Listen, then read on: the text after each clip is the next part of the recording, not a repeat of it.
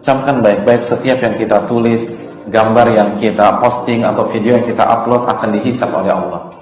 Akan dihisab. Semua akan dihisab.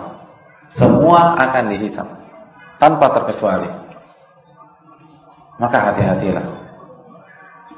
Ma yalfidhu min qawlin illa ladaihi raqibun atid. Apapun yang meluncur dari lisan Anda itu akan dicatat oleh Raqib dan Atid. Surat Qaf ayat 18. Al-Infitar ayat 12. Ya'lamuna ma taf'alun. Para malaikat-malaikat yang mulia itu tahu apa yang kalian kerjakan, tahu apa yang kalian katakan. Setiap huruf akan dihisab oleh Allah. Pak Ustaz, tenang aja, ketika Anda komen Anda mingkem kok, cuman jempol aja gerak-gerak. Ya sama aja. Itu kias, karena ilatnya sama. Semua akan dihisab.